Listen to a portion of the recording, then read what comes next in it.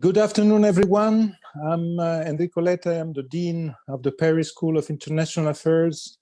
I'm very pleased hosting this launch event of the new chair that Sciences Po is launching on sustainable development, on climate transition, climate neutrality, the topics that are today is at the very center of the discussion at world level.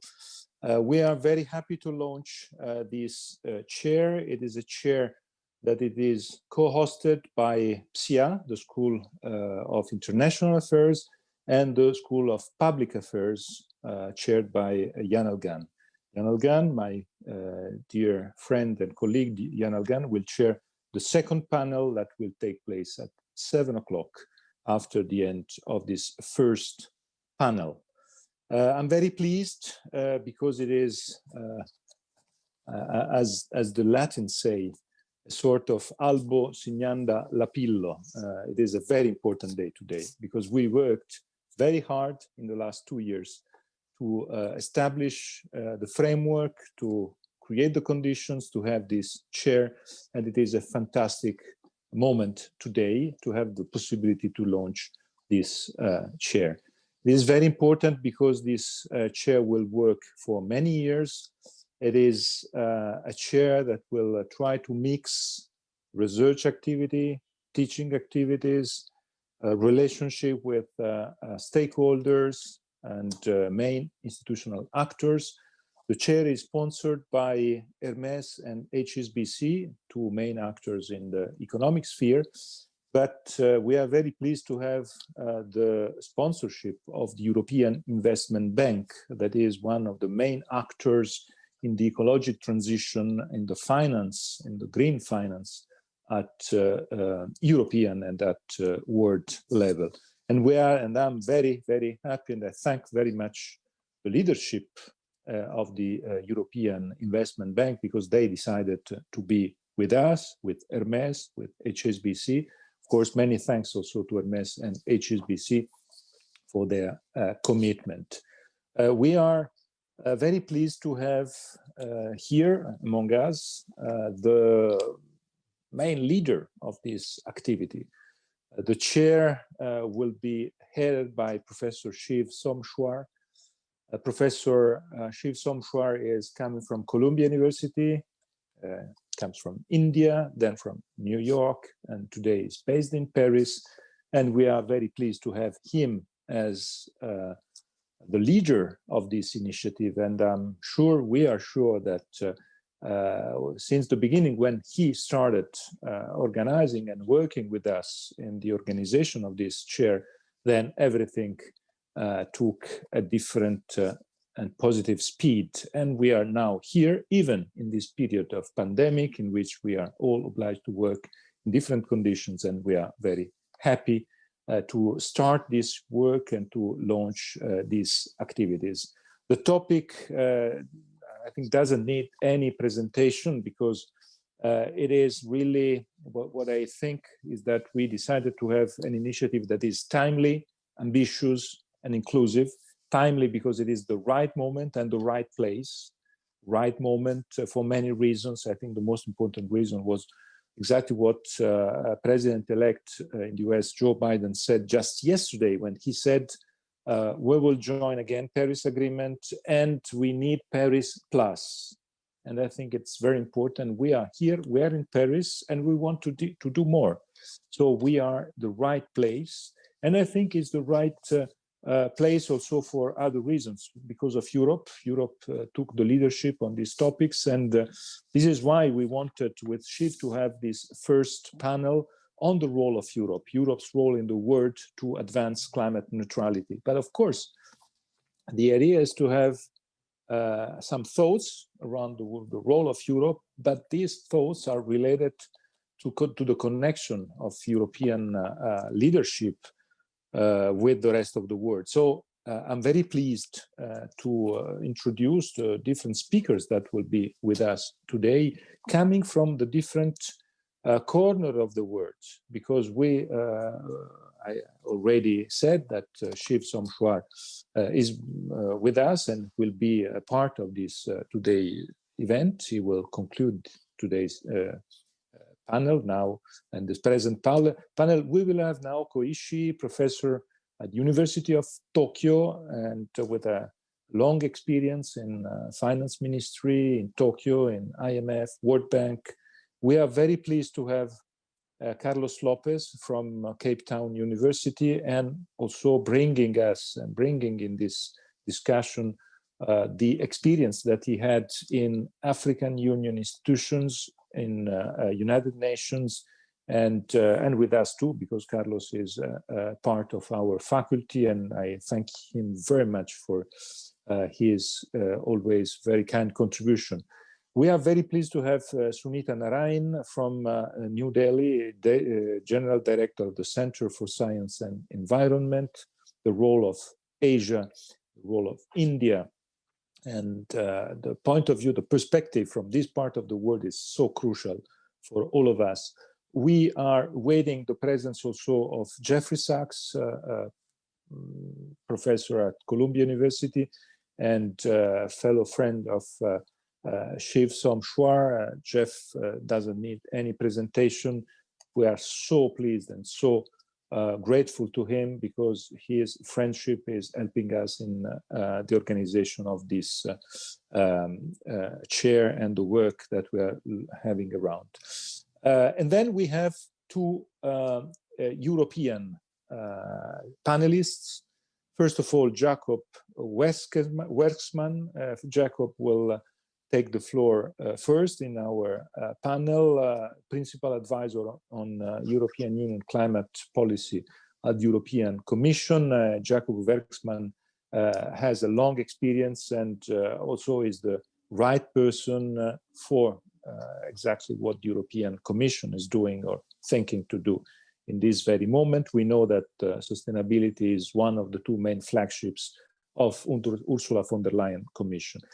And I'm very pleased because we will start with a video from Teresa Ribera. Teresa Ribera is Vice President of the Spanish government, Minister for Ecological Transition, and also a good friend of Sciences Po. She is former director of IDRI. She was today in an event with my country, with Italy, because she was attending the Spain-Italy governmental summit. They are now in Palma de Mallorca for this summit. She was, it was impossible for her to be physically able to connect, but she is so on board of our initiative. So she was so kind to record a video. I have to say that it's very important to have Europe in the two aspects: member states and the Commission. So Teresa at the very beginning with her video, and Jacob with the position and the point of view of the Commission, the institutions. We all know that the European Union is both member states and European institutions, so it is very important to have both. I thank them very much. I stop here because we have a fantastic panel, and I hope that your questions will come up, and I say immediately that to pose questions, I ask you to use the chat of Zoom. I ask you please to write very short and precise questions, so not discourses, because to take questions with this panel and with the constraint of time we have, we need to have very short questions. So you can use the chat for the questions. I stop immediately here. I ask Marie-Zenaïde Jolis. I would like to thank Marie-Zenaïde, who is in the fantastic PSIA team in charge for all our events. Thank you, Marie-Zenaïde. And thank you also now for the Teresa Ribera's video. Dear friends, dear Diane, Enrico, Letta, thank you so much for inviting me to join you in this very important moment. I think that the idea to establish this chair on sustainable development and climate transition is a fantastic idea, something that fits very well in the context of Sciences Po. The tradition of a school that deals with challenges, that creates, builds and shapes capacities, availabilities, and skills in order to facilitate some responses to the most pressing question marks that we have in front of us. And sustainability is a big challenge, full of positive things, but not always easy to fit to the extent that people demand requires. We know that we have to break many inertias. We know that climate is one of the most pressing concerns of our times. And we know that making the transition to a much more safer, equitable, fair future context in a way that climate safety is ensured is not an easy task. We need to combine different knowledges, fields of knowledge, economics, energy, sociology, but also the importance of organizing, managing things in order to learn to think in a different manner, in order to learn to behave in a different manner. Europe is doing this pathway, is walking the path, is trying to push for a different understanding of prosperity, thinking in the next generation, thinking on how to build new business opportunities, new opportunities for our children and grandchildren, thinking on how to build a project in common that ensures a much more brighter and fair future for Europeans. But also thinking on what is the role of Europe in the world, in a world that has been identified as much more smaller and interdependent than we had ever thought before. And climate is a good way to try to identify the good questions and the good answers on governance at the global scale. We did it in the context of the Paris Agreement, providing a good umbrella, a good framework to incentivize the action coming from every single player, public and private, to the extent to her own capacity to build a different prosperity. Now we have a new fresh air coming through the window. Now we know that even in tough times, people have understood that acting on climate is very important, and we need to write down the way to be successful. We need to learn from each other. We need to combine different skills, as I say. We need to think what is the role of Europe in that context. We have much to do at the domestic level, but also at the international level. Understanding that said that we are in the same boat means something more than just letters or beautiful sentences. We need to build the prosperity of our neighbors. We need to facilitate the cooperative way to respond to the main challenges. And this implies many different things. Transboundary effects of climate, common development patterns, common prosperity challenges, common learning on new technologies, and Europe is trying to set all these different chapters in the same book.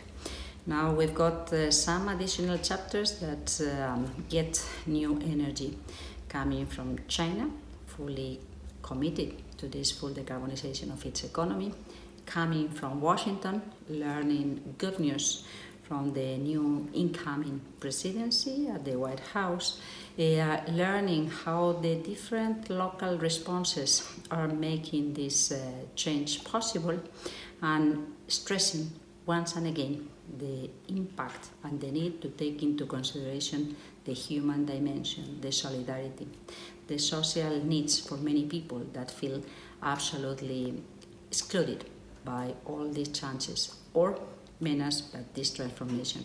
So combining environmental, economic and social concerns is a good way to find the right answers.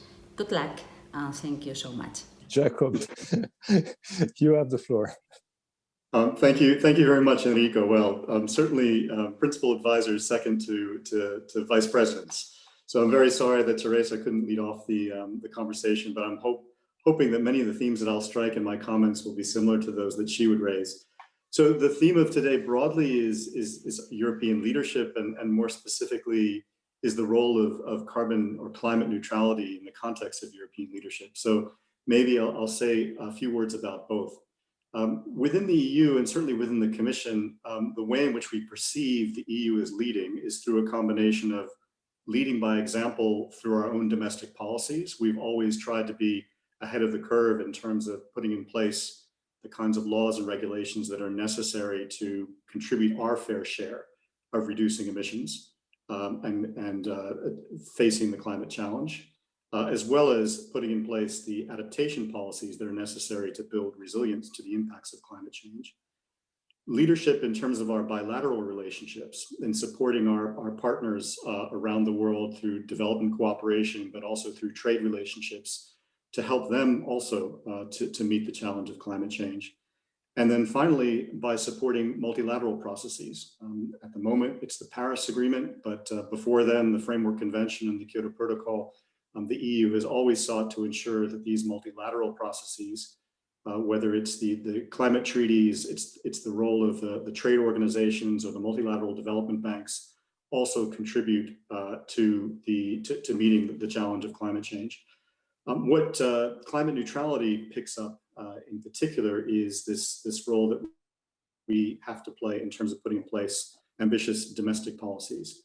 For those of you who aren't familiar with the way in which the EU works, it's the role of the Commission to initiate the legislative process. So we make proposals that become European law through the approval of the European Parliament and the approval of European ministers and leaders through the Council formation.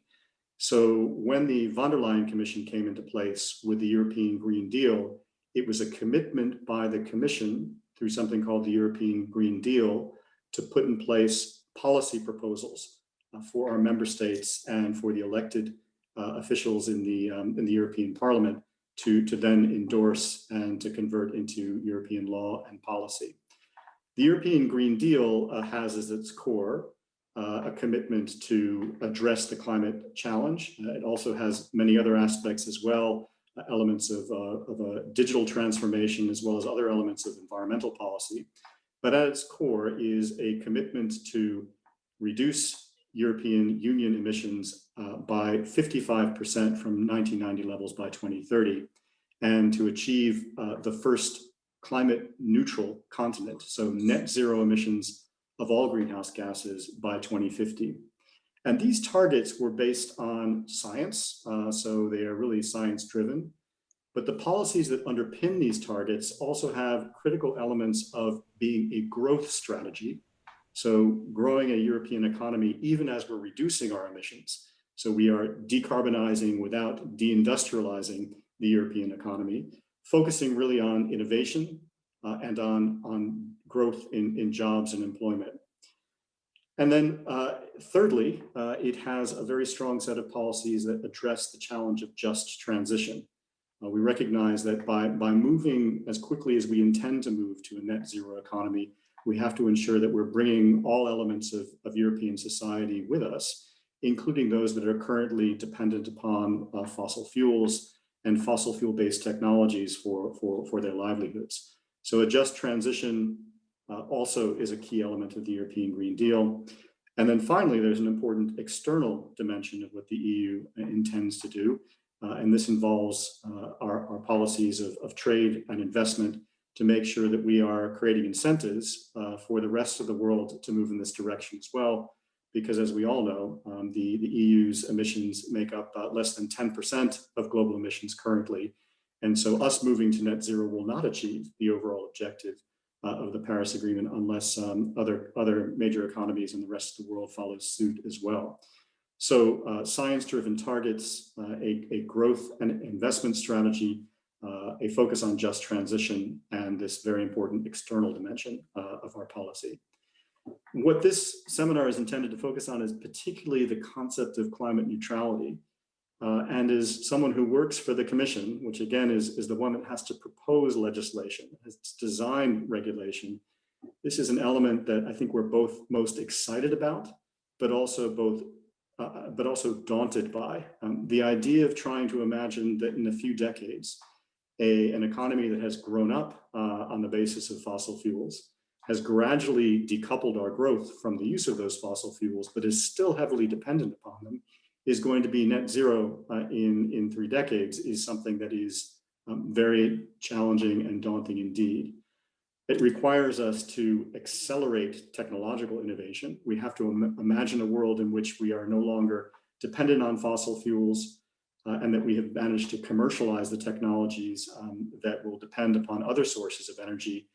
Things like phasing out the internal combustion engine, developing technologies that allow us to produce steel in a zero emissions context, emissions-free electricity that can drive a electricity dependent transportation system, coming up with new technologies for storing energy in one form or another, including through the development of green hydrogen, and of course, developing new technologies that will enable us to capture carbon dioxide and to store it as well, whether it's through nature-based solutions or new technologies that will capture carbon dioxide directly from the air. All of these now must become part of an innovation strategy immediately if we're going to be moving towards net zero emissions. To bring the population along with us, and there is broad support within the European population for action on climate change and a broad understanding of the science, we also have to help our society to reimagine their world in a context where we will be net zero. And that's the understanding of the technologies that I've just described, but it's also about thinking about the current households that are still dependent on fossil fuels for heating those households. So how do you switch entire communities that currently depend, for example, on natural gas for heating and cooking, in some circumstances on coal for heating, and on oil, that they will need to live in zero emissions buildings, something that is a real challenge that we haven't yet tackled in terms of European policy that's been put in place so far. So that reimagination of the world is something that we have to both imagine ourselves as policymakers, but also to get society to reimagine as well. And then finally, very importantly, to come back to this theme of just transition, moving to a net zero world requires us to bring along all aspects of society. This is trying to imagine jobs and communities that will be moving away from their current dependence on fossil fuel towards these new technologies. That requires a reskilling, but also a reinvestment of capital that we have never attempted before. So I think that these are really the themes that we are increasingly turning to when thinking about how we're designing policy today, that will have to be robust enough and dynamic enough to maintain itself throughout this transition. It will put a heavy burden on policymakers, but one that we're looking forward to meeting. I think what we're finding that's very exciting today, turning to the broader issue of global engagement, is that Europe is not alone in making a commitment to net zero. We're seeing the response very recently from China, a different deadline, but still trying to reimagine themselves into a net zero world. Very importantly from Japan and from Korea. We're hearing similar signals from South Africa and from Canada. And with the change of administration in the United States, if campaign pledges become policy, we will also see that part of the world's economy committing to net zero by 2050 as well. And so we're moving very rapidly in a situation where more than 50% of global emissions, perhaps as much as 70%, will be under some kind of net zero climate neutrality pledge within the coming year, in preparation for the big COP in Glasgow, where maybe that momentum will bring others on board. And so it won't just be me and my colleagues at the Commission that are both excited and daunted by this reimagining, but many other partners around the world. So looking forward to seeing whether or not that vision that I've just described turns out to be an inspiration or a target for criticism. I know Sunita is going to be responding next, but very much looking forward to the conversation to follow. Thanks. Thank you so much, Jacob. Thank you very much. We continue our with the list of our speakers. Thank you, Jacob. So I think you presented some ideas on behalf of Europe. And now we are ready to extend our debate, our discussion with the different point of views from the other panelists coming, I repeat, from the different corner of the world, and giving us the possibility to have this global idea of the topic of the role of Europe, the links with the different continents, and the common mission for global solutions. So I am very pleased to give the floor now to Naoko Ishii. Naoko, you have the floor for your 5 minutes. I thought it should go to Jeff Sachs, isn't it? I believe, Enrico, that was the initial understanding. It would be Jake, followed by Jeff, and then Sunita, followed by Naoko, and then Carlos. Sorry, but Naoko, please feel free to. Let me Naoko, go ahead and then Jeff. Naoko, please go ahead. ahead. I don't want to contradict with you. My long-time advisor and teacher, Jeff, please go ahead. I'm sorry. It's my fault because I saw Jeff jumping in, so I thought that it was necessary for him to wait some minutes before taking the floor. So you're right, Shiv. Sorry. So Jeff, I'm so sorry. Thank you. I presented you before your arrival. I said how important and how much we appreciated your support, Jeff, in the launch of the chair and the work we are doing, and how precious is your presence here today. So I give you immediately the floor. Sorry. And Enrico, thank you very much. And colleagues, great to be with you. Congratulations to Sciences Po on the chair, and to Shiv, and to you, Enrico, for your leadership. I'm delighted to continue in the westward direction from Jacob's excellent overview to the US. Thank God we're back to some sanity in the United States. It's been a very dangerous 4 years. We've had the worst leadership in American history, at least since the Civil War. And we are getting past that. Of course, we know that President-elect Biden is fully committed to the climate agenda, was a key part of the negotiation of the Paris Climate Agreement. John Kerry, as the new climate leader for the White House, could not be a more senior, experienced, seasoned global diplomat. It doesn't exist in the world, more seasoned, experienced, senior global diplomat. And so this is a wonderful sign. And knowing John Kerry, as I do for 30 years, he's been committed to this agenda since the Rio Earth Summit, and probably well before that, but this goes back a long way for him. So I think it will be a culminating contribution that he'll make by bringing the United States fully into a global alliance for reaching net zero by 2050. I thought that what Jacob outlined is exactly right. The two things that I would urge that are not in place for all countries is analytical pathways of how to reach net zero by 2050. The fact is, we're not so far away in terms of known technologies, even commercialized technologies for almost all sectors. There are some puzzles, obviously.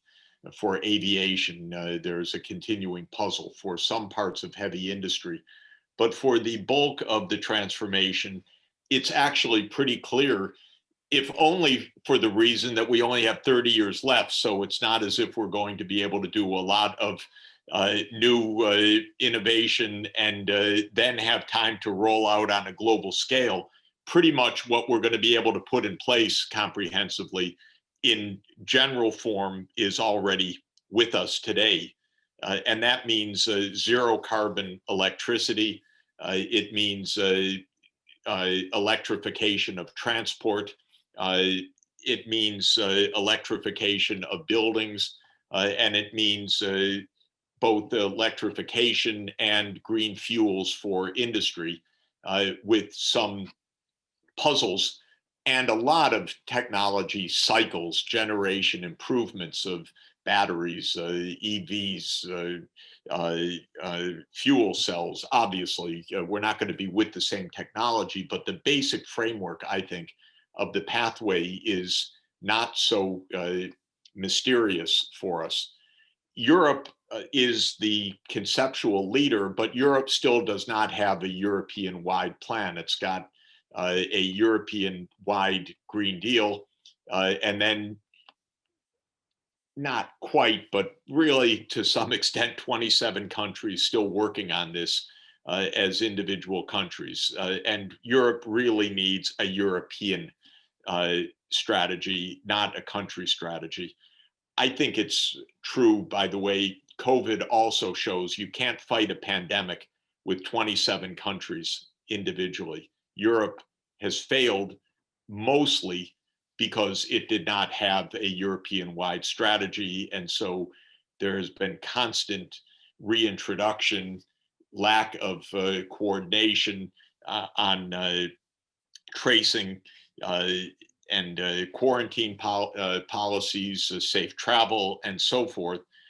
We need more Europe in general. And this is, I think the pandemic has highlighted this, and you cannot build a zero carbon energy system a country at a time. This is about geographic integration of variable intermittent energy sources that are imperfectly correlated. So we need the Black Sea wind, the Mediterranean wind, the South European, North African, Eastern Mediterranean sunshine, the North Sea wind, all integrated in a unified system. And I would put that very much on the agenda. In North America, we need to integrate Canadian hydropower, Mexican solar, and Europe, US has, as usual, more than enough of everything if we just decide to use it intelligently. Europe made a great advance diplomatically. I credit Europe with the announcement by President Xi of reaching net zero by 2060, made at the UN General Assembly. I don't want to take away China's agency in that, but I think Europe was the key to getting China's announcement. I want to nudge China to reach that goal in 2050 by the time we reach Glasgow. 2060 is not quite good enough for the largest emitting country in the world, but it's a huge, huge breakthrough. President Suga's announcement is phenomenal, very important. I know Naoko will speak about that in a moment. Korea being on board, this is fantastic. Diplomatically, I believe to succeed, we need a world of cooperation more than anything. That's one reason why I'm so delighted that the Trump-Pompeo axis is gone, because it was a deliberate policy of destruction and obstruction, not only on climate change, but on cooperation as a concept. And we need cooperation, especially with China, let me say. So we need in Asia, the new regional comprehensive economic partnership that links China, Japan, Korea, Australia, New Zealand, and ASEAN to really function as a proper economic space.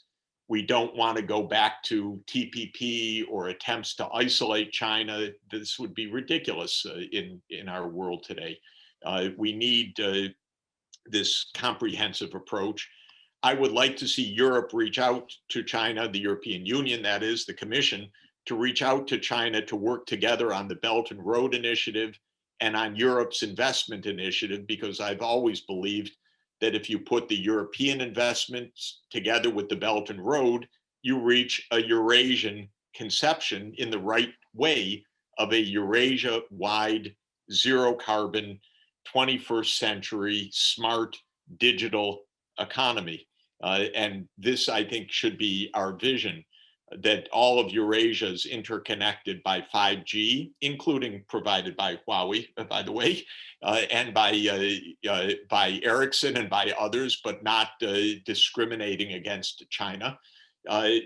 Fast rail, electric vehicles, essentially electrified highways, and a renewable energy grid that extends actually in even a global energy interconnection, as China has put forward in its GuideCo initiative. So let me end here by thanking Europe for its leadership, because you held the position when everyone else was either abandoning it or not holding forward. This is Europe's great accomplishment, and it is truly a great one. We are, as Jacob said, on the verge of having not just 70%, but essentially 100% of the world commit to net zero by mid-century as of Glasgow. That should be our aim this year. And linking that to an economic recovery from COVID-19, in which large public investments are made in these lead sectors of renewable energy, electric vehicles, building retrofits, new building standards, and so forth. This is really an opportunity to grow back from COVID in the right way and in a globally cooperative way. Thank you very much. Thank you. Thank you so much, Jeff, for your thoughts and for your presence, your leadership. We know very well, we know that we can count on you for the future of this chair, and it's fantastic for us. And you were with us in last January in Paris. It was just 1 month before the collapse of and everything. I want to be back. Yes. And we started there discussing about this chair. So I'm very happy that you promised to be with us, and you are here. We know how much you are accountable also for these small details. So thank you so much. I'm very pleased now to give the floor to Sunita Narayan. Sunita, you have the floor.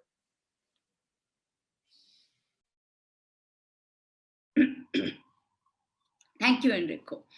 And I did very much enjoy hearing both Jacob and Jeff, so thank you. Let me pick up from where, from the point that Jeff made, and talk about what are my concerns and also my excitement. I mean, Jacob used two words together. He said it's daunting and it's exciting. And I think for most of us who've been in the climate change field for now too long, I think we need to be very clear that it's, we've run out of time, and we need to make sure that we are much more focused on action. And I think that's really where I will pick up from what Jeff said, which is that we need analytical pathways in terms of how we are going to meet the net zero targets. My concern is that today net zero has become an end word in itself, and that countries are looking at net zero and saying, oh, we have a net zero target, and see, we've done it. I mean, and there is no flesh to it. There's no bones to it even. And I'm sorry to say this, but I'm just too old in this now to beat around the bush and say, oh, this is so cute and so nice. And look, China's committed and Europe is committed. I need to know, how are you going to get there? And when I look at the data and I look at where we are today, we're not getting there at the scale and pace we need to.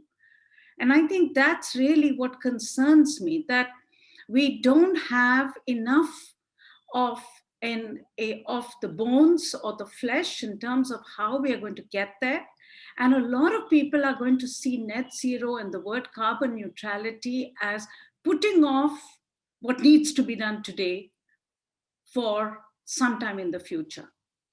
And my concern also comes from the data, if you look at it. I mean, Jeff, there is no doubt, and we're all exhaling all over the world, that you have got a change of leadership. I cannot tell you how much a difference it makes for all of us. But the fact of the matter is that there is something that we will have to deal with here, where look at the US. The US has actually moved lock, stock, and barrel out of coal, moved to shale gas, but you've had a 50% reduction in the use of coal in this past decade. But the reduction in emissions is actually minuscule when you compare that to the transition in energy. And US will still miss even the meager Paris goals that have been set out. So I think it's important for us to understand the role of cheap fuel in the whole mix that we have today. And that's really going to be very difficult. And I think we need to be very clear that the scale of transformation that we need, and when we're talking about net zero, we are telling people, we are talking about, as Jacob said so well, we're talking about decarbonization without deindustrialization. But how do we get there? And if you look at Europe's own energy usage pattern today, I mean, your solar and your new renewable energy is just about the same as your coal use in your electricity mix. So, I'm saying this only because I think it's time we should not lose more time in getting a new buzzword around us and having this buzzword sort of be the end all. I mean, and I think it's important, therefore, for Europe, because if you're now taking ownership of the word net zero and carbon neutrality, it's time that you had a much clearer pathway in terms of how you're going to get there. Frankly, I found the UK pathway had more bones than I find in Europe today. I like the idea that they have committed to saying that by 2030, they're talking about getting rid of the IC engine. Now, it's not good enough because you will still have very large numbers of vehicles there. We also know that transport-related emissions have actually become bigger contributors than even energy-related emissions, both in the US and in Europe. So what is your pathway? Are you going to talk about restraining the growth of cars? Are you going to talk about electric vehicles coming in post-2030 like UK? But then what do you do with the fleet of vehicles that you have? I mean, we need more clarity. And I say this, Jacob, and to my friends in Europe, because I think it's important for all of us to learn on how we move ahead. The pathway is important for all countries. No longer is a country like India, where I sit, denying the problem of climate change. We never did, and nor are we doing so today. We know what air pollution causes. We know we need to make the move ahead. We would like to see real pathways to see how can we move ahead. And I think that's where the point of putting much more clarity on this word, on carbon neutrality, is essential. Otherwise, it'll become a buzzword and delay action. Two other very quick points. When you look at carbon neutrality figures, and I have asked my colleagues to work on this, and I'm actually we're struggling to get data on what is the role of sinks, and whether it is natural sinks or whether it is carbon capture in the plan for carbon neutrality. There's actually very little data on this. And this is essential to have because we need clear policies on how you're going to move ahead on using sinks as part of the carbon neutrality or the carbon neutrality plan that countries have. And that's where the whole issue of whether it is growing trees, where will the trees get grown? Is it domestic? Is it going to be across in Africa, in India, wherever? It's also tied to the whole discussion on the market mechanism. Because my argument to my country is we need to do things domestically today. So why should we be talking about a CDM type market mechanism where we will sell off cheap credits for actions that we should be doing at home? We want transformational action to be paid for. So if Europe is serious about the market mechanism, will it be willing to put its money where its mouth is so that there is payment for transformational action and we don't have a cheap, convoluted, corrupt mechanism like CDM became, which was really looking for cheap carbon credit. No more creative carbon accounting should be allowed in the future. And my last point is, when we look at the word just transition, I'm so happy that Europe is talking about just transition, but this is not a Europe only agenda. Just transition is an international agenda. And it would be extremely wrong for Europe to talk about it from the point of view of its coal workers in Europe only. Just transition does not belong as a word to Europe. It belongs to the world. And that has to be discussed in Europe because those strategies in Europe will be essential for the rest of us. I'm talking about Europe today because that's what we were asked to, but I hope you understand my concerns from where I'm sitting. We understand very well your concern and we listen your voice, and we thank you also because we need vocal and very engaged ideas. I thank you so much. I give now the floor to Naoko Nishi. Naoko, you have now the floor. Thank you very much. Thank you so much. I'm very happy to be here. And first, let me congratulate the chair, the official launch of that chair. And when I read the mission statement, I was extremely excited partly because that it is quite similar with my own Center for Global Commons, which actually we also launched the 3 months ago. So we were born almost together as a brother and sister. So I'm extremely interested in that the mission, but the way you try to navigate this muddied water.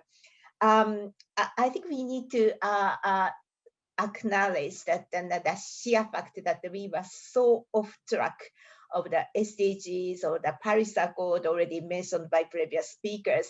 And then before I joined this University of Tokyo and leading the Center for Global Commons, I had been spending 8 years as the CEO of the GEF Global Environment Facility. And that is actually the time I recognized this conventional intergovernmental system on its own really cannot solve this gigantic problem, the challenge that the entire globe is facing. And as your mission statement, Shiv, that said, we need a new, much wider, the broader, diverse ecosystem. You mentioned that it's more like a collaboration of the government, but also civil society, the business and the academia, because what we need is total, very radical transformation of the current economic and social system. It's not just, we just can't leave it to some part of the policymakers or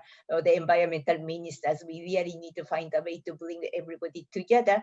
And as Sunita emphasized so much, really to come up with an actionable pathways and going forward. So my first word is congratulations within the launch, and congratulations with your mission statement. And we were really together in that kind of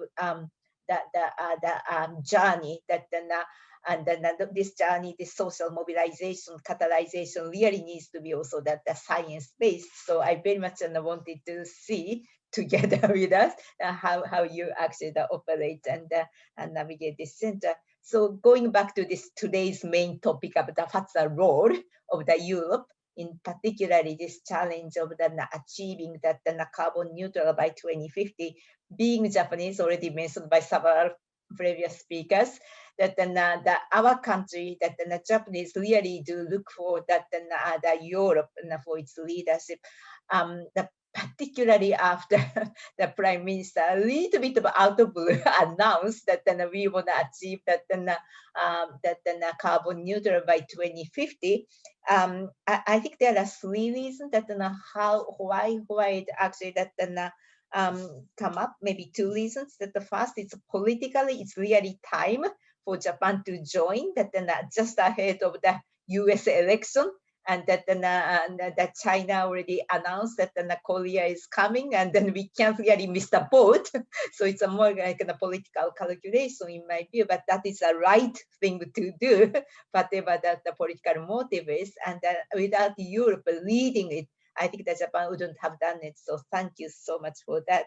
But economically, from the business reasons, that the Japanese business sector have also acknowledged that we can't really do business without actually addressing this on the carbon neutral thing, that we really don't have a license to operate, because there is a huge demand from the consumers and the suppliers, that because value chain, it's so global. We can't really export the things which used to export, that when that the Europe and the US, part of the US, have a very strong and rigorous standard of requirement of that how much carbon that your product actually emitted, so that and that kind of setting the standard, the policy has been extremely important.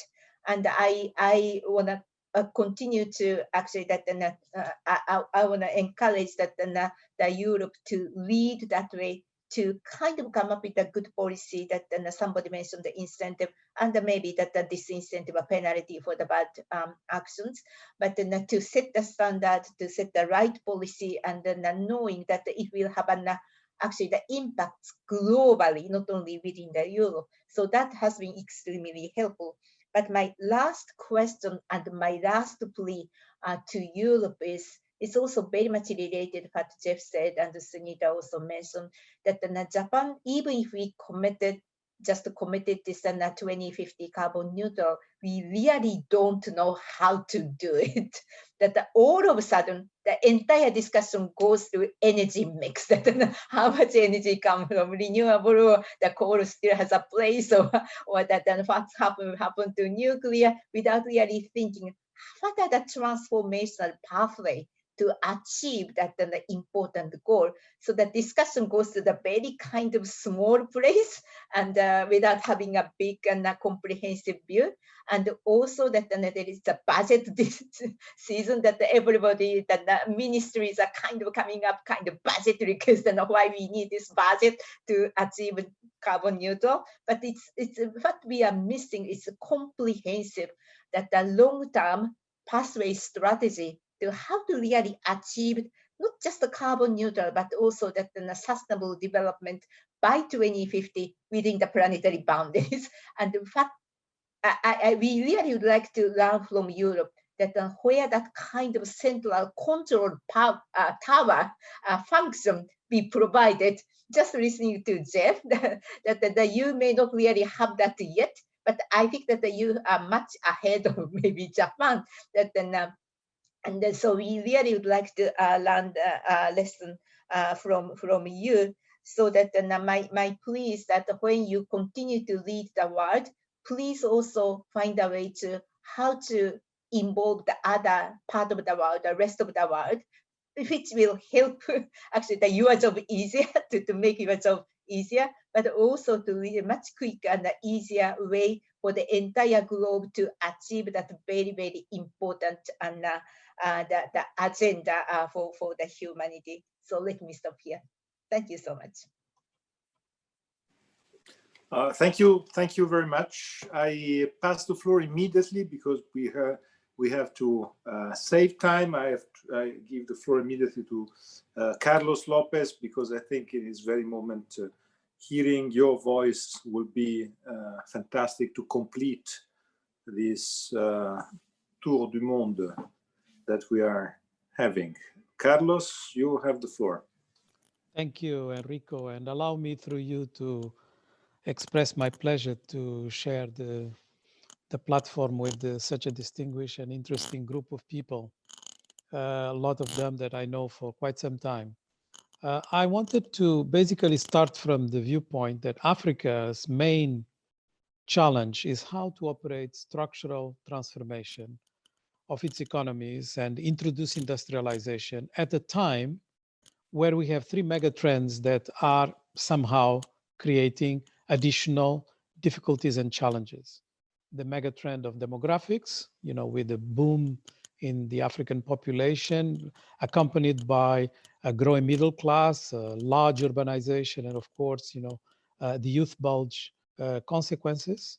The mega trend of technology and how the changes it is introducing in the systems of production, value chains, and of course, with robotization, automation, artificial intelligence, changing the opportunities for industrialization for latecomers. And finally, the climate one, which obviously Africans want to embrace because they are the ones who are suffering the most already from climate change impact. And as a result, they are very sensitive to the need not only to exercise climate justice, but also to be able to join the most ambitious targets and goals that are being defined. And that's not a coincidence from the agreement in Paris that was supposed to have carbon emissions targets pledged by different countries. You have 44 countries in Africa that have already done so. So they are quite ambitious in the way they have actually been introducing carbon pricing programs. And in general, you have a realization in Africa that, yes, we have to take this as our battle, and therefore carbon emissions, carbon trades that we are going to get into are going to be extremely important to define how our externalities, our relation with the world is going to be defined. Now, this is the background. And then we look into the European Green Deal. And obviously, at first sight, one has to be excited because this is something that basically is with the same level of ambition and corresponds to the need for us to protect the planet.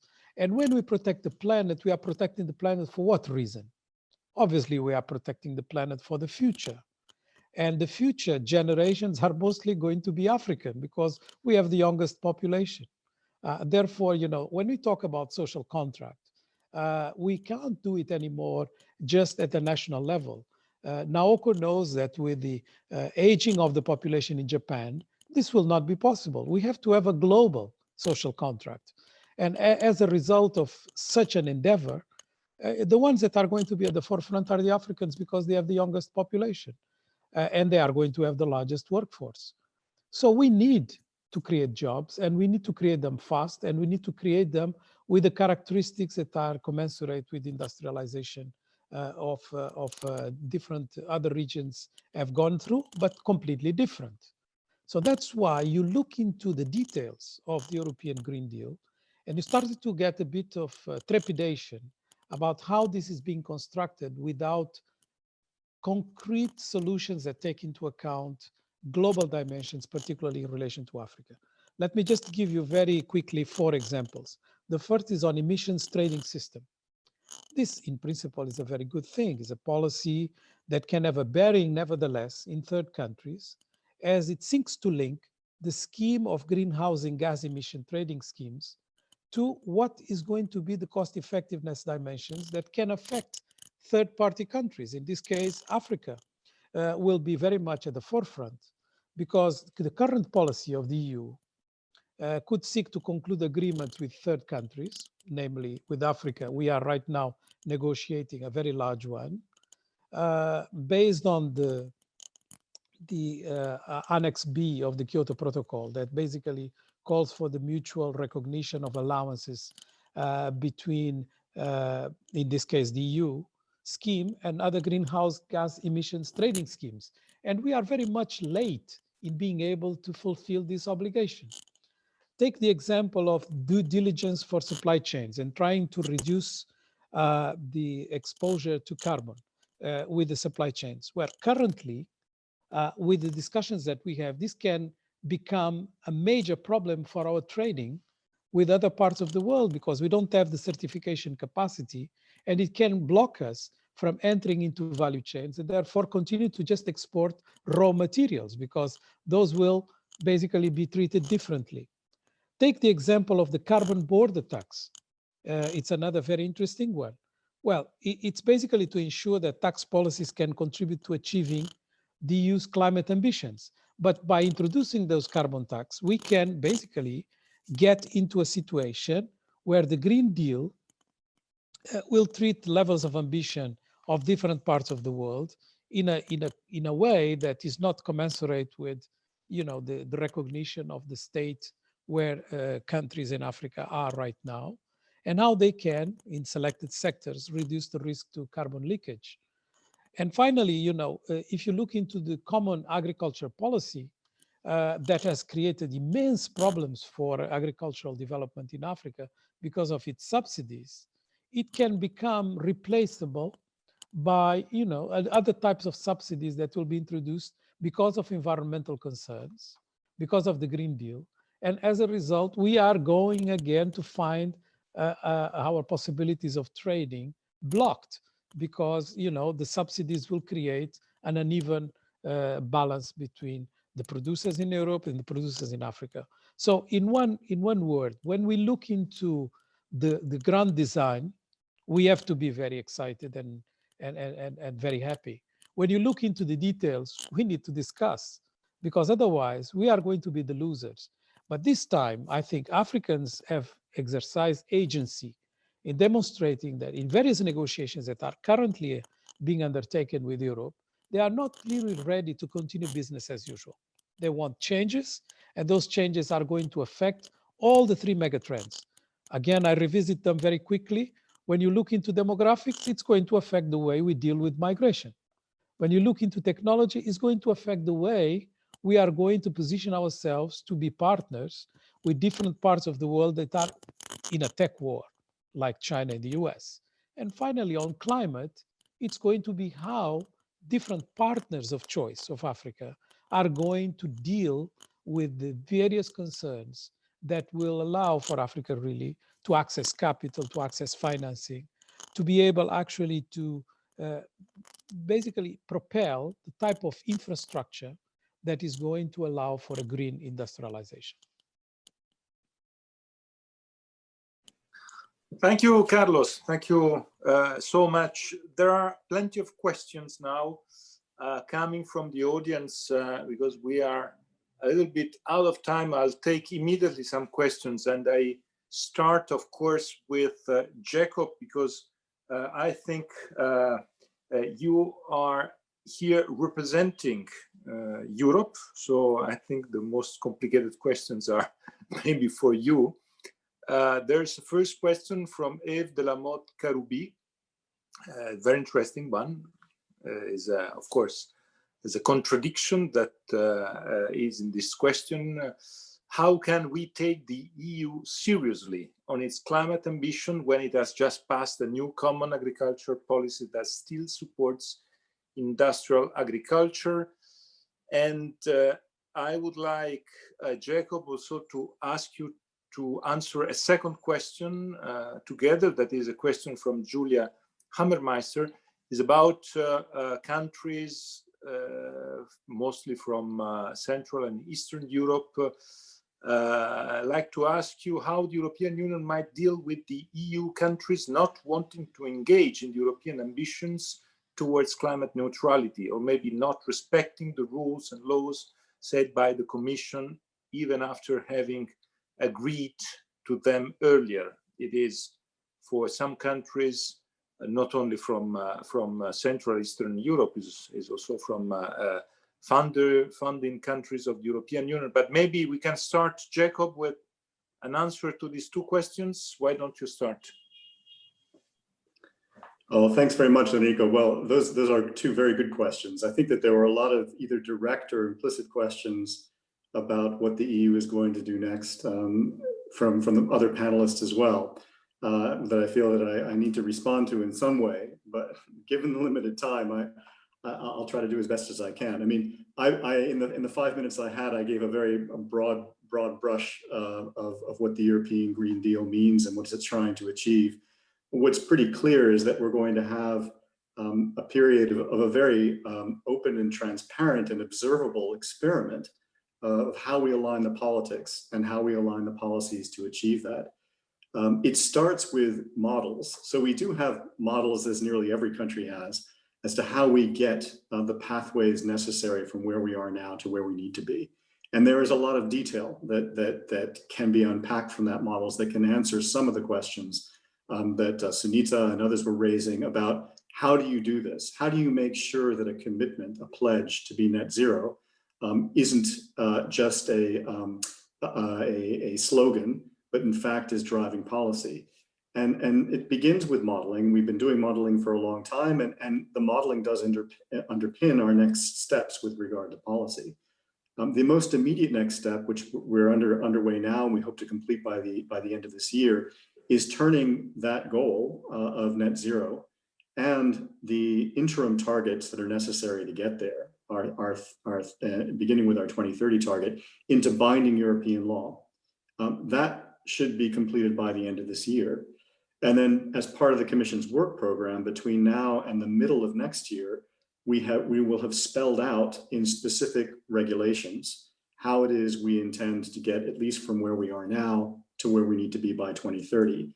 That at least 55 emissions reduction target that I mentioned, in our view, is in line with that net zero pathway. So we'll complete the answer to many of the questions of how do you get there, at least for the coming decade, with proposals by the middle of next year. And some of these will be simply building on what we've been doing so far. So, we have, and this is partly in response to Professor Sachs' observation that the EU needs to unite more as a continent to achieve these goals. Well, some of our policies are incredibly united. I mean, the European ETS is an economy-wide policy whereby targets that are set at the European level are directly applied and enforced to individual installations across Europe. It's true that there are aspects of European policy that are still decentralized. Many of those are based upon the principle of subsidiarity. We want decisions and policies to be put in place at the appropriate level. There's no point in the EU instructing how building codes should be designed, but rather for local authorities, given the goals that they're undertaking at the national level, to spell that out. Without question, he put his finger on a major challenge, which is the need to better interconnect our grids within the EU, which have developed as they have in many other countries on a national or regional or local basis, and now really need to be integrated in order to deliver renewable energy more effectively, to take count of intermittencies and loads and storage, et cetera, that are essential to moving to a net zero emissions economy. But we also have within the EU, and this is partly an answer to the question that came from the audience, a need to develop solidarity across the EU. So subsidiarity is a principle, but solidarity is a principle as well, which means that we have, over the course of the development of our climate policy, asked less in terms of ambition from the poorer member states within the Union. And we have organized our policies in such a way that support the transition of those poor countries. So that's why we are confident, despite the resistance of some countries within the EU to moving quickly on climate change, that there will be the incentives and the arrangements in place that make a solidarity-backed commitment to happen. And that 2050 target has been endorsed by all 27 member states, leadership of all 27 member states. And when the climate law is put in place, as we hope by the end of the year, it will again be endorsed by them, but in legally binding form, as well as have the full endorsement of the European Parliament, which are the directly elected officials from across all of Europe. Carlos's observations about and Sunita's as well, about the concerns of the potential spillover effects of the EU moving more quickly and more rapidly in this direction. And we are very conscious of those as well. And the EU is asked to lead. We're trying to figure out how best to do that in the ways that I've described. But with an economy the size of Europe, of course, the way in which we lead will have spillover effects on our trading partners and the countries that rely upon not just for trade, but also investment as well. Some of those spillover effects will be positive. The way in which we drive towards developing low emissions technologies will mean that those technologies, and has already meant that those technologies are cheaper and more available around the world. And that is a positive spillover effect. But there can be spillover effects that are negative as well, as we put in place more standards in terms of products that ensure that they are more efficient, that they have a lower carbon footprint in terms of where they are produced. And we have to take steps to make sure that we develop those standards in a way that is collaborative and cooperative, and that we provide and continue to provide the resources, particularly to the less well-off trading partners, to enable them to comply with those new standards.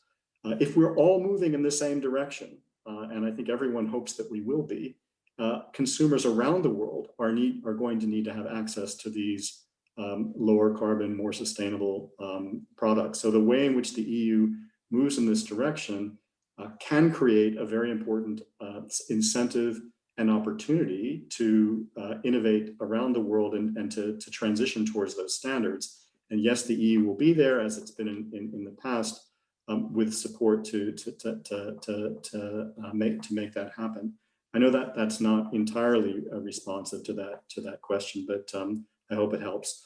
On the common agricultural policy, I'm not an expert in that area. I know that it is a target of criticism, not just within Europe, but around the world. There is a important part of the European Green Deal that gets less attention than the emissions reductions targets, which is called the farm to fork strategy, which is aimed at making agricultural production within Europe more sustainable overall, but increasingly focusing on delivering environmental services that are less about providing nutrition alone, but about capturing and fixing carbon as well. So there's an element of that we refer to as carbon farming that I think will provide a more sustainable outcome of the subsidies that will be continuing to be provided by the common agricultural policy. So I'm sorry for that rushed and rather incomplete response, but I sensed that I was getting questions directly and indirectly from the panelists as well, and hopefully help to respond to at least some of those. Thanks. Thank you very much. I would like to now read the question from Thomas Pellerin-Cartin. What should be done to ensure that economic recovery programs support a green transformation of the economy rather than build back the 2010th unsustainable economy? Do you see any role for G20 coordination on this topic? Jeff, why don't you ask this question? I know how much you are close to the ideas on how to create a global governance, new links, new also binding rules at global level. How do you see the role of G20 in this very important mission? Great, thanks a lot. I would pick up these strands that Sunita asked and Jacob asked and Naoko asked also. We need clear roadmaps right now, not only goals. We need, and by roadmaps, I mean investment plans, not only devices like emissions trading. We need to invest now. That's what the recovery is about, but that's what decarbonization is about. It's investing in large scale, zero carbon power. It's investing in electric vehicles. It's investing in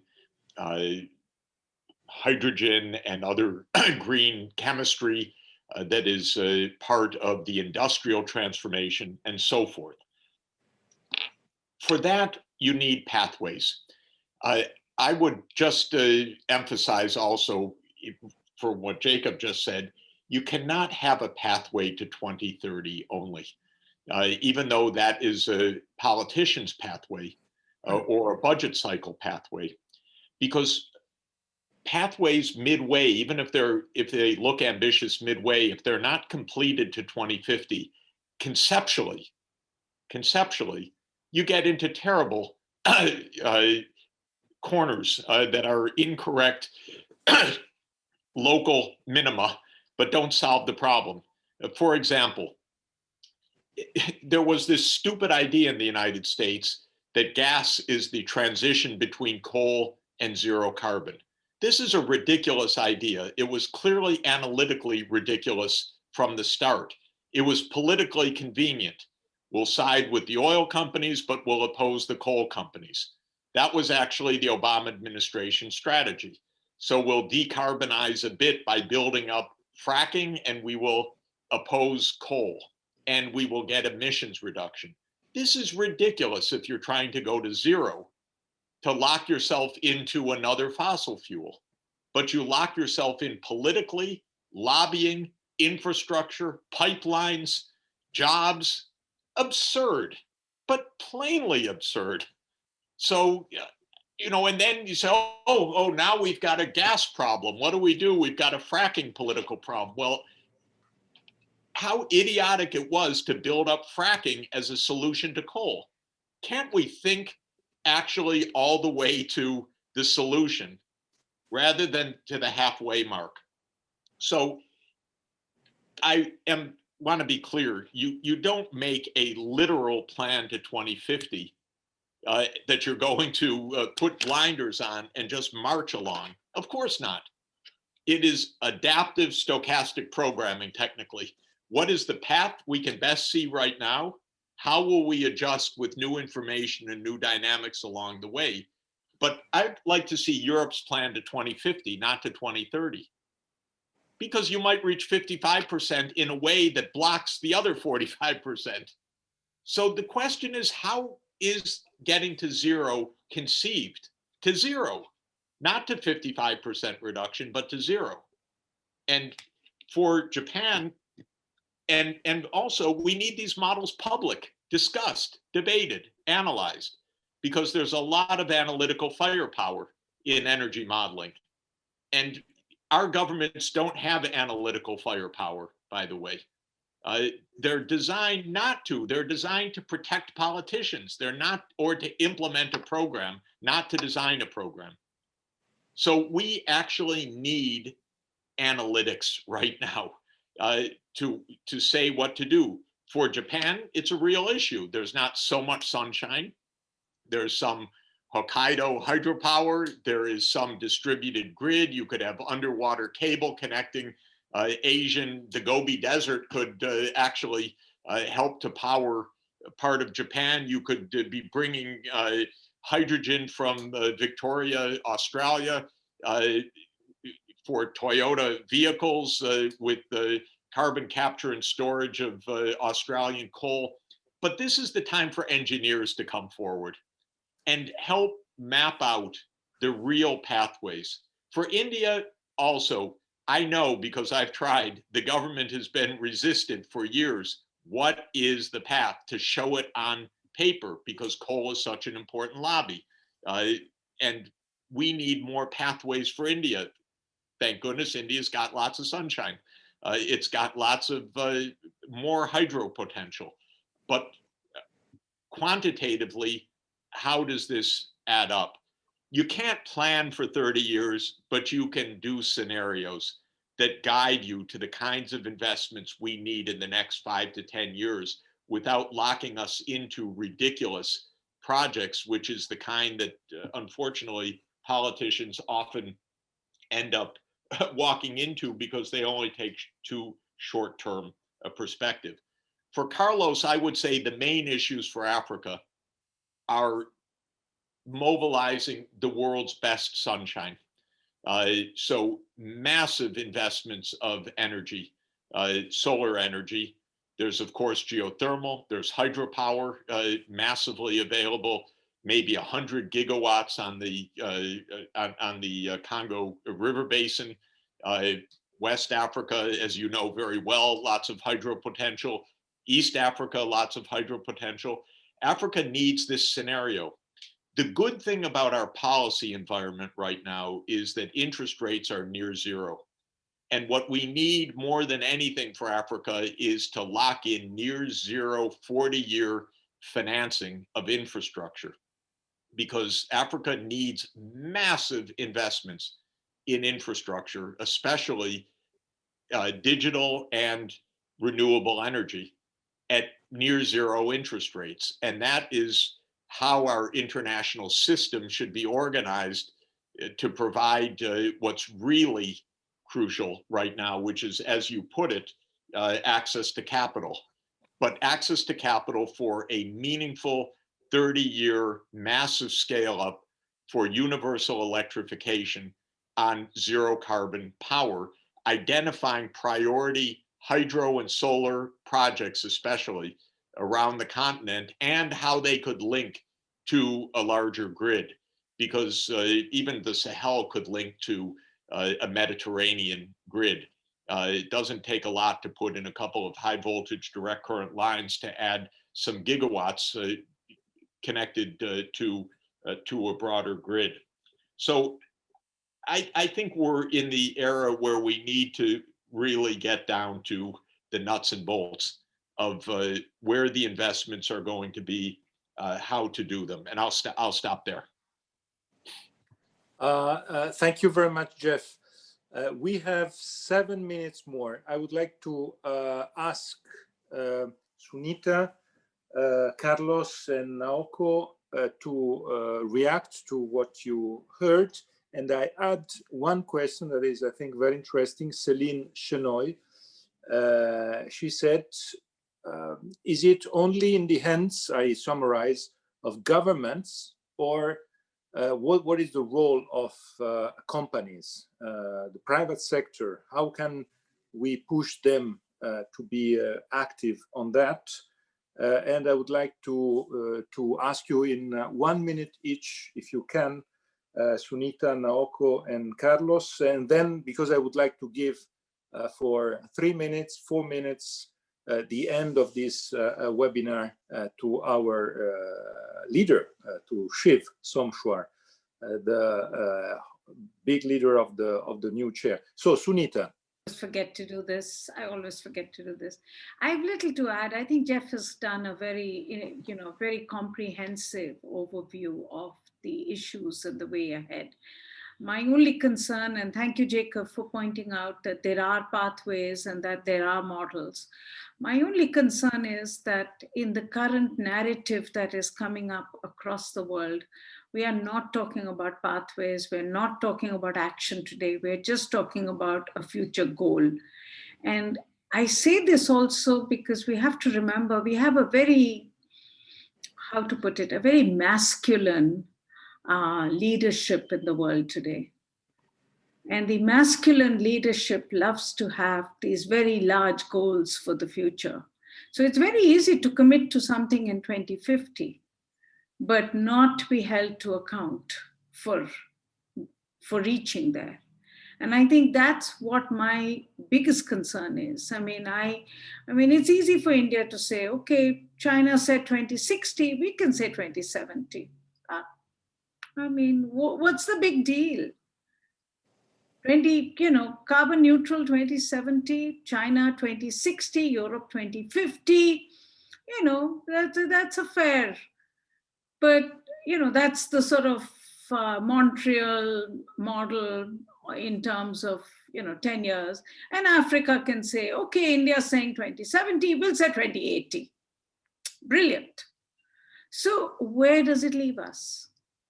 Are we holding our governments to account in terms of what they are doing now, the pathways between now, the Paris commitments, the 2030, the 2040, the 2050, and actually have things that are going to happen on the ground? And that's my biggest concern. I'm not at all disagreeing with the idea to have an ambition and a goal which looks ahead, because that provides us with the ability to get a larger pathway, a longer pathway. And Jeff's point is very valid, that don't lock yourself into something which can be counterproductive in the future. But saying that, I still believe that we need much more clarity. Otherwise, in a very masculine world, it's very easy to be bombastic. We have bombastic leaders all over the world today. Thank you so much. As European, allow me to say that I'm very proud in this very period. Europe is under the leadership of 3 women. The European Council, the Council of Ministers is under the leadership of Angela Merkel, European Commission, Ursula von der Leyen, and the European Central Bank, Christine Lagarde. So we are trying to give all our best to change and to switch. Naoko. Yeah, Japan is still very much male-dominating society, but our leadership is very, very cautious. I'm just smiling that I'm listening to Sunita. I think our problem is that the leaders are extremely cautious. One of the reasons they haven't really, until recently, come up with this 2050s, simply they really don't know how to get there. And their natural instinct is, if we don't know how to get there, it's not really kind of responsible that, to declare it. But because of this political and economic, all of the reason, they have just announced that, yes, we also want to join the camp at the front line to achieve the net zero. So we shouldn't lose that political momentum, so that it's entirely actually that our hand, that how to leverage that all of us out of blue kind of opportunity. And that's where I really hope that that the Europeans and the other stakeholders could help us to concretize that our a bit of vacuum, this comprehensive 2050 scenario. Right now, it's more like, oh, we really don't know that, and maybe it's also, let's just start at 2030. What Jeff said today is really interesting, that, that we can commit and that Japan can come up with a 55% of plan, but that should not block that 45% actually, we shouldn't have a 40% blocking us going forward. So it's let's really try to have a 2050 scenario. Then based on that, we can come up with a 2030 action plan, and we really want to work together with all of us and with all of you to how to help to make it happen. And that multi-stakeholder coalition, non-state actors is extremely important, because we already know that conventional traditional model, more like a sovereign governmental model, wouldn't work. So that let's also try together with this multi-stakeholder coalition. Thank you. Thank you so much. Carlos, your minute. I'm going to be very brief, because I agree with what Jeff said. But as he knows, the main problem is access to finance because of systemic issues. The way we treat debt, public debt, the way we even use language that is misleading. Because in today's world, concessional loans, as he was referring, the zero or the close to zero, minus zero interest rates are not available to Africa. They are available to other parts of the world. So even in the language, we have become, kind of trapped with a vision of the past that does not correspond with the ambitions of the future. And I think if we want to access finance, we really have to turn around a bit the odds and make sure that the resource mobilization is going to be more domestic than international, for reasons that I've explained, and I cannot elaborate now. What I think is important is for everybody to realize that if we are going to have, by 2034, the largest workforce in the world, unless you address the issues that correspond to such a situation, we are going to have not an African problem, we are going to have a world problem. And that's why I insisted on this global social contract, because obviously it is clear that we have the advantage of being latecomers insofar as energy access now can be done with renewables. That's no doubt. But we also had the same opportunities with agriculture, and we never did it. We had the same opportunities with commodities that could have propelled our industrialization. We never did it. So we can't miss this turn, and that is the real challenge. Thank you, Carlos. Shiv, it's your turn. You can take 2 minutes out of our scheduled time, but you are the main protagonist today. I think, and for the future of our chair. You have the floor to conclude our webinar, our first webinar, because at 7 o'clock we start the second webinar.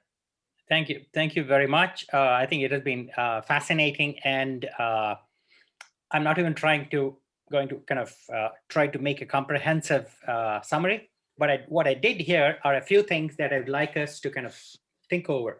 And there are kind of, I think, 3 strands. One, goals are important in a way. For example, Kennedy's moonshot, importance of Agenda 2030, SDGs. But we cannot stop at goals, because then they become ways to obfuscate. What we really need are clear pathways, twinned with investment plans, using kind of scenarios and backcasting adaptive pathways that then make clear how we're going to reach the goals, in this case 2050, and avoid these kinds of transitional, potentially kind of blockage or derailing technologies. So these kind of long-term pathways need to be kind of really part and parcel of country, region, global. That brings to this issue of spatial scale, that while countries are kind of important, but the pathways recognize climate neutrality of 2050. It's a global phenomena. It's a global need, and hence you also need global pathways that recognizes the dominance of regions, but also through the recognition begins to also understand and appreciate the need of developing countries, least developed countries, small island development states, and what they need to do in order to become part of this global movement. So this goes back to the common but differentiated responsibility that is enshrined in UNFCCC, which now seems to have been kind of lost. But thanks to Europe's leadership role, I think it is now on its way back. Europe has taken this kind of bold move to kind of, in this case, consolidate the aspirations of 27 countries. But what a lot of the people a lot of the panelists said is, it cannot stop at the boundaries of Europe. It really needs to, for example, there's a really good move to have just transition. It really needs to embrace, not just within Europe, but also embrace other parts of the world that are aspiring, but are blocked for a series of structural reasons, are blocked from moving also to a green future, as Carlos and Sunita and Naoko were talking about. So this brings me to the third point about an issue that was touched marginally. Is it is one thing to do the analysis, the analytics, the pathways that give primacy to the region and the globe, but to recognize that politics is local, that politics is country-led.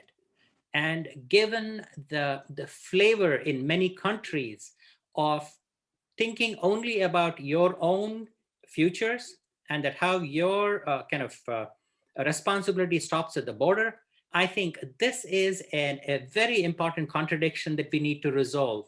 How do you kind of actually have, like, for example, Europe has done, but extend that beyond Europe? How do you kind of have a global Green Deal that actually has traction? It doesn't become another way to obfuscate what other countries need to do. So what can we learn from Europe in the way they have managed the politics of policy making of this European Green Deal? I think that may have a lot of kind of importance for where other parts of the world also can come in and then become really a part of a global movement towards a Green Deal. So I'm really sorry to have a very, very kind of schematic and not a really neat summary. There were many, many beautiful points that I made, which we'll kind of hope to capture. And as Enrico said, we hope this is the first of many conversations with all of you. And thank you again for coming in. And it's been really wonderful. All of you have made time for this in different parts of the world. For some, it's past 1 o'clock or 2 o'clock. And for others, it's kind of late night. So thank you again. Enrico, over to you. Thank you, Shiv. It was great. And now we pass to the second webinar, to Jan, and for the second seminar. Thank you so much for our panelists. It will be great to work with all of you. And thank you, Shiv. Bye-bye. Thank you so much. Bye-bye. Sciences Po.